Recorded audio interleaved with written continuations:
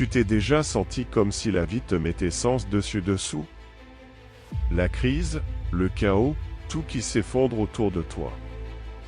Tu as l'impression d'avoir perdu le contrôle, que la situation est trop grande pour toi. Eh bien, voici une vérité difficile à avaler, tu ne contrôles rien. Et si tu continues à t'accrocher à l'illusion de tout maîtriser, tu continueras à échouer. La seule chose que tu possèdes vraiment, c'est ta capacité à t'adapter. C'est ça qui sépare les faibles des forts. Ceux qui s'adaptent ne restent pas paralysés, ils trouvent des opportunités dans les désastres. Alors, dis-moi, tu fais partie de ceux qui reculent et disparaissent quand la tempête arrive, ou tu regardes ce chaos en face pour trouver comment en sortir gagnant. Si l'idée de changer te fait peur, si tu crains de perdre, ce chemin n'est peut-être pas pour toi. Mais si tu es prêt à découvrir comment l'adaptation peut être ton arme secrète, reste avec moi. On va plonger en profondeur. Tu as déjà pris le temps de réfléchir à quel point le monde autour de toi change constamment. Je ne parle pas seulement des grands bouleversements, comme les avancées technologiques ou les transformations économiques. Je parle des petits détails, ces subtilités qui passent souvent inaperçues. Un petit détail que tu ignores aujourd'hui pourrait devenir la raison de ton échec demain. La vraie question est, fais-tu attention? Reconnaître les changements dans ton environnement, ce n'est pas seulement une compétence, c'est une question de survie. Que ce soit au travail, dans tes relations ou face à des défis personnels, le monde autour de toi est en constante transformation. Si tu n'as pas la sensibilité nécessaire pour remarquer ces changements, tu réagiras trop tard et tu en paieras le prix. Mais il ne s'agit pas de paranoïa, il s'agit de conscience. Trop souvent, les gens se reposent sur ce qui fonctionne maintenant, en pensant que le succès d'aujourd'hui durera pour toujours. C'est un piège. Le succès d'hier peut être obsolète demain. Pense à combien de leaders, d'entreprises ou même d'athlètes ont été laissés derrière parce qu'ils n'ont pas vu la transformation qui se déroulait juste sous leurs yeux. Reconnaître le changement demande de l'humilité et du courage. L'humilité d'admettre que ce qui fonctionnait avant pourrait ne plus fonctionner. Le courage d'ajuster ta trajectoire, de sortir de ta zone de confort et d'explorer des territoires inconnus. Oui, c'est douloureux. Personne n'aime abandonner ce qu'il connaît. Mais si tu ne t'adaptes pas, tu péris.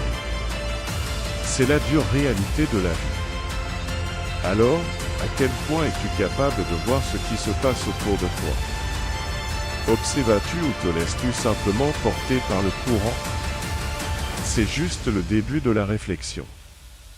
Remarquer le changement est une chose, mais comment y réagis-tu? C'est ça qui définit vraiment ton destin.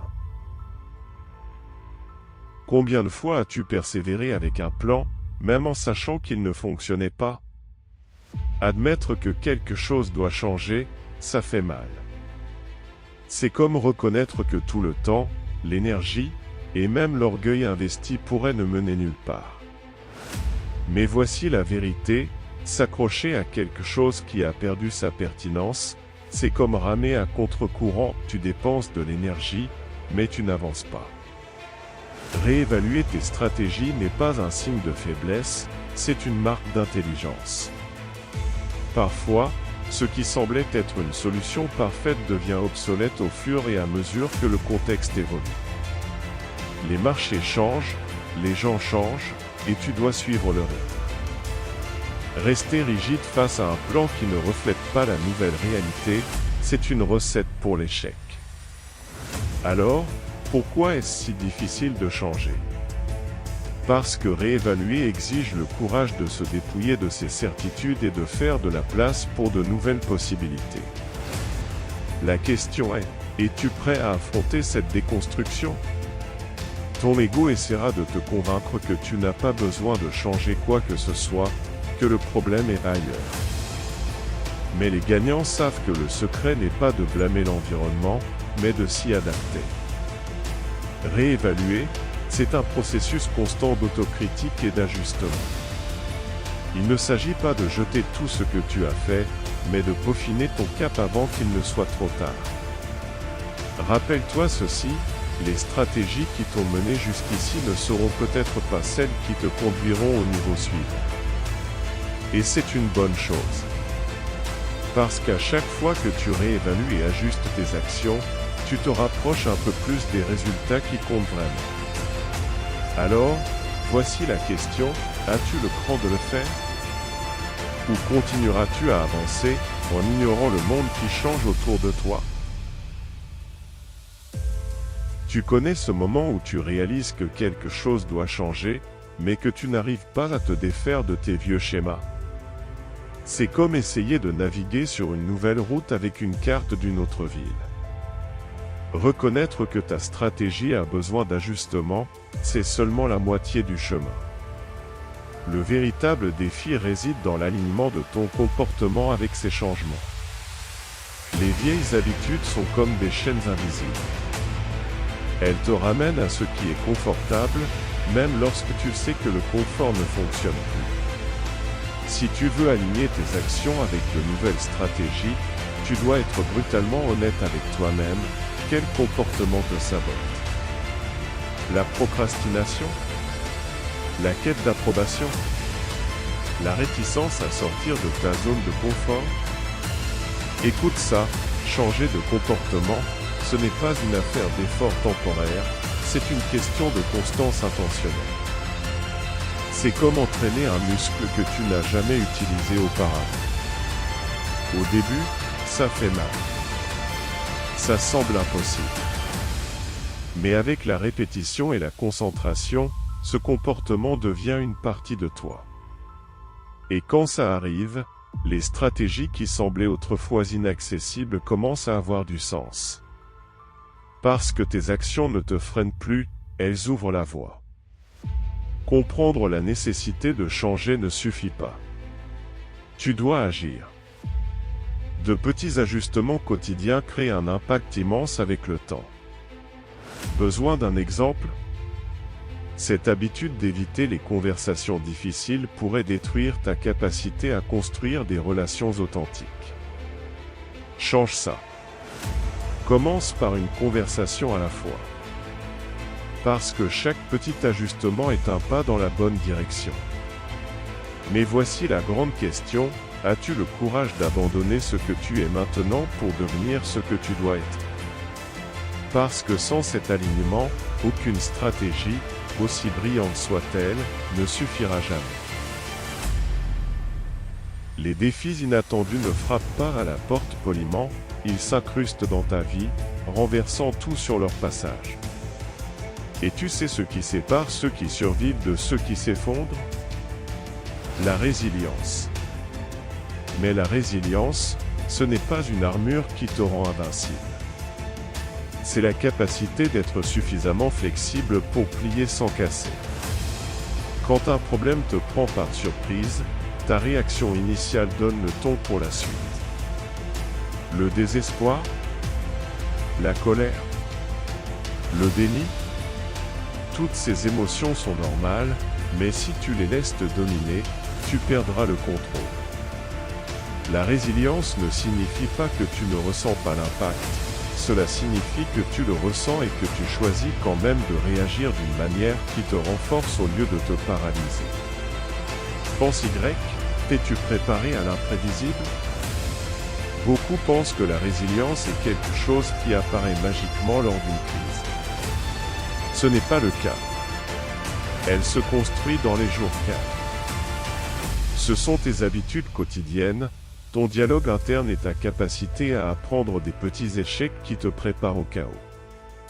Quand la tempête arrive, ce qui compte, ce n'est pas la taille du problème, mais la solidité de tes bases.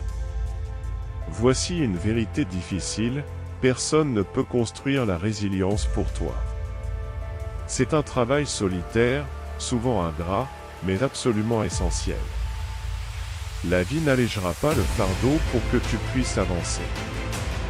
C'est à toi de renforcer tes épaules pour porter ce qui vient. Est-ce juste? Peut-être pas. Mais c'est la réalité. Alors demande-toi, comment gères-tu les revers? Te relèves-tu, apprends-tu et avances-tu? Ou te vautres-tu dans l'autocompassion, en attendant que quelqu'un vienne te sauver? Cette réponse, mon ami, est ce qui définit vraiment qui tu es. Le chaos n'est pas simplement un désordre insensé. C'est une épreuve, un filtre qui sépare les médiocres des visionnaires. Alors que beaucoup courent pour se protéger des tempêtes de la vie, ceux qui comprennent vraiment le jeu voient le chaos sous un autre angle, une opportunité. Quand tout semble s'effondrer, la plupart des gens se concentrent sur le problème. Mais le secret, c'est de regarder au-delà. Le chaos signifie mouvement, et le mouvement crée des brèches, des espaces où personne ne prête attention. C'est là que vivent les opportunités. Mais pour repérer ces brèches, tu as besoin de deux choses, du calme au milieu du désespoir et un regard entraîné pour voir ce que les autres ne voient pas. Ça ne veut pas dire que c'est facile. Identifier les opportunités dans le chaos, c'est comme chercher de l'or dans une tempête de sable. Cela demande de la patience, de la concentration et, surtout, du courage. Parce que parfois, les opportunités ne viennent pas emballées dans la sécurité, elles viennent avec des risques. Et le risque est le prix à payer pour se démarquer dans un monde où tout le monde est paralysé par la peur. Voici une vérité que peu osent admettre, le chaos est le terrain parfait pour ceux qui sont prêts à agir pendant que les autres hésitent. Ce n'est pas une question de chance, mais d'état d'esprit. Si tu entraînes ton esprit à voir au-delà de l'immédiat, tu commenceras à réaliser que même les moments les plus difficiles ont quelque chose à offrir, un apprentissage, une connexion inattendue, ou même la chance de tout redéfinir. Alors dis-moi, que fais-tu quand le chaos frappe à ta porte? Te caches-tu ou cherches-tu cette unique opportunité qui pourrait tout changer? Parce qu'en fin de compte, le chaos est inévitable. La différence réside dans la façon dont tu l'affrontes. As-tu réalisé que le vrai pouvoir ne réside pas seulement dans la façon dont tu gères les changements, mais dans la façon dont tu réfléchis sur eux? Les changements sans réflexion sont juste des mouvements. Les changements avec réflexion se transforment en apprentissage, et, au final, ce sont ces leçons qui façonnent ton avenir. Sans réflexion, tu répètes les erreurs. Avec elles, tu évolues. Beaucoup de gens traversent des transformations, ajustent leur comportement, affrontent des défis, et pourtant restent coincés dans le même cycle. Ils ont changé en surface, mais n'ont pas internalisé l'apprentissage. Et c'est là que la plupart échouent, ils ne réalisent pas que le plus grand bénéfice des changements ne réside pas dans les nouvelles stratégies, mais dans la façon dont tu deviens plus fort et plus intelligent en les affrontant. Maintenant, pose-toi la question, as-tu l'habitude de réfléchir sur ce que tu as appris lors de chaque défi ou changement? Ou es-tu tellement obsédé par le résultat immédiat que tu négliges les leçons qui émergent pendant le processus? La réflexion, c'est là où la magie opère. C'est là où tu vois ce qui a fonctionné, ce qui n'a pas fonctionné et ce qui aurait pu être fait différemment. Et, plus important encore, c'est là où tu commences à comprendre comment appliquer ces leçons à tes futures décisions. Mais réfléchir n'est pas facile. Cela demande souvent que tu te regardes toi-même d'une manière brute et honnête. Tu ne peux pas cacher tes échecs ou tes erreurs.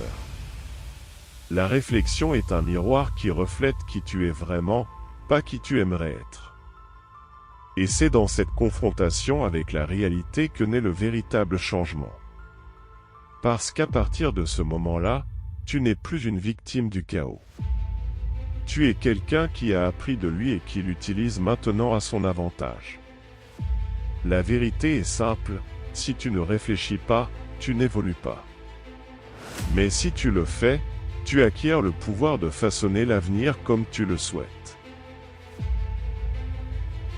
La vie n'est pas faite de moments faciles, mais de défis qui nous brisent et nous forgent. Tu as appris que le chaos est inévitable et que, bien souvent, les difficultés ne sont pas seulement des obstacles, mais des sources de croissance. Quand tout semble perdu, c'est là que se trouve la clé de l'évolution. Les faiblesses que tu essaies de cacher, les erreurs que tu as peur d'admettre, sont précisément ce qui t'enseignera à être plus fort. Chaque échec est une leçon, et la véritable adaptation vient d'en tirer parti. Ne te trompe pas, ceux qui poursuivent le succès sans réfléchir à leurs échecs n'iront pas loin. Mais si tu affrontes tes faiblesses de front et utilises le chaos pour grandir, alors la véritable victoire sera tienne. Maintenant, es-tu prêt à te réinventer à chaque adversité, à apprendre, à t'adapter et à devenir plus fort? Parce que c'est la seule façon de maîtriser l'art de gagner.